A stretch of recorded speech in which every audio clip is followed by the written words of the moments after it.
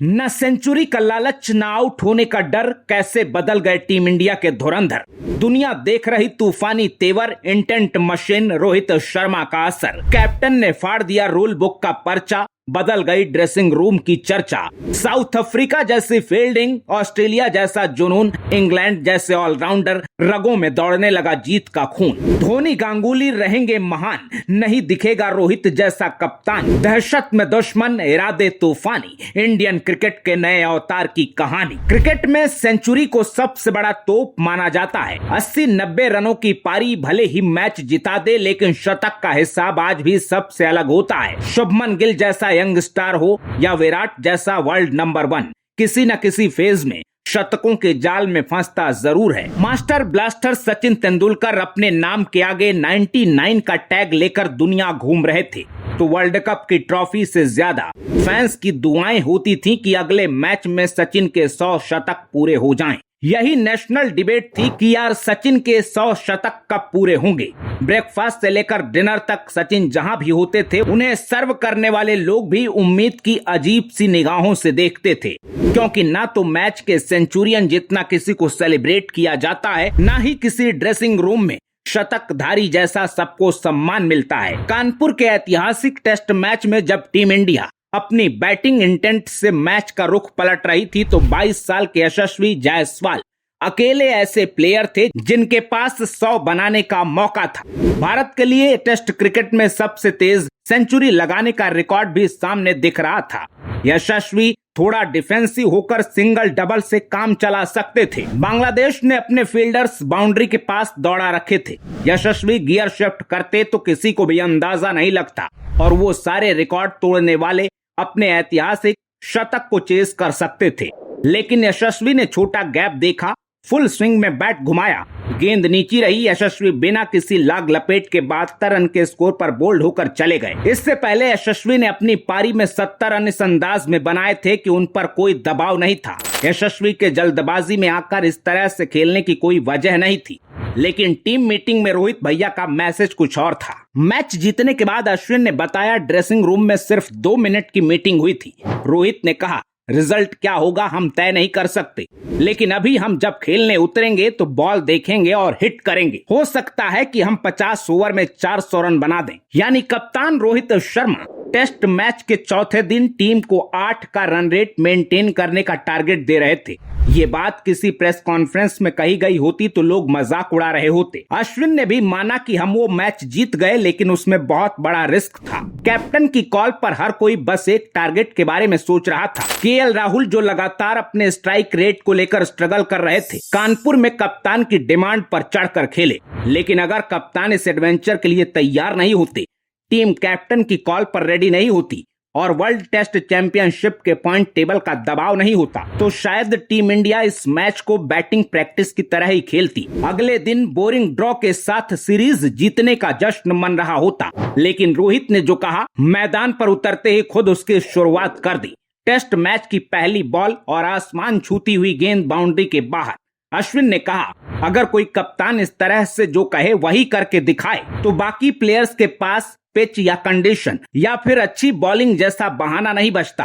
फिर वो चाहे विराट कोहली हो या केएल राहुल, सबको एक ही रिदम पर चलना पड़ता है। टेस्ट मैच में 3 ओवर पूरे हुए तो टीम इंडिया के स्कोर कार्ड में 50 रन थे। 30-40 गेंद में अपना खाता खोलने वाले केएल राहुल 43 बॉल में 68 रन बनाकर लौटे। भारत में कई कैप्टन हुए जिन्होंने इंडियन क्रिकेट को नई ऊंचाई पर शिफ्ट किया, नई सोच दी, नया कॉन्फिडेंस दिया, नया पैटर्न दिया। मंसूर अली खान पटौदी ने हार मानकर बैठने की परंपरा तोड़ी। कपिल देव ने पहली बार बताया कि टीम इंडिया वर्ल्ड चैंपियन है। सौरव गांगुली ने प्रेशर में आने वाली टीम को प्राउड टीम इंडिया बनाया। राहुल द्रविड़ ने ओडीआई में रनचेज देखकर सरेंडर करने की कहानी बदली। अनिल कुंबले ने गलत के सामने सही स्टैंड लेना सिखाया। धोनी ने दिखाया कि एक के बाद एक आईसीसी ट्रॉफी कैसे जीती जाती है। विराट कोहली अपने एग्रेशन के साथ फास्ट बॉलिंग रेवोल्यूशन लेकर आए। लेकिन कैप्टन रोहित शर्मा ने अपने 2-3 साल के कैप्टेंसी करियर में इन सबको पीछे छोड़ दिया, क्योंकि रोहित सिर्फ अपने प्लान से टीम को चला नहीं रहे हैं, बल्कि इंडियन क्रिकेट की रूल बुक फाड़ कर फेंक दी है। टीम के माइंडसेट को रीसेट कर दिया है, क्योंकि अब तक बैटिंग का मतलब होता था बड़े स्कोर खड़े करना। आप डक के साथ लौटेंगे चल जाएगा, लेकिन अगर आपने स्टार्ट लेकर अपना विकेट फेंका तो आप क्रिमिनल हैं, आप सबसे बड़े फेलियर हैं। रोहित खुद जिस मुंबई क्रिकेट के घराने से आते हैं वहां बैटिंग का मतलब होता है अगर बल्ला उठाते हैं तो बड़े बड़े स्कोर करना है, आसानी से अपना विकेट नहीं फेंकना है। बादल बरसे, पानी के साथ पत्थर गिरे, लेकिन खड़ूस मुंबई क्रिकेटर वही होता है जो मैदान पर डटा रहे। आपको डैडी 100 यानी 140, 150 प्लस का स्कोर बनाने को कहा जाता है। रोहित के 3 दोहरे शतक बताते हैं कि रोहित खुद बड़े बड़े स्कोर लगाना चाहते थे, लेकिन रोहित नेचुरली एग्रेसिव प्लेयर हैं, इसलिए रोहित के नाम पर स्ट्राइक रेट और पर्सनल माइलस्टोन वाली डिबेट हिट नहीं हो पाई।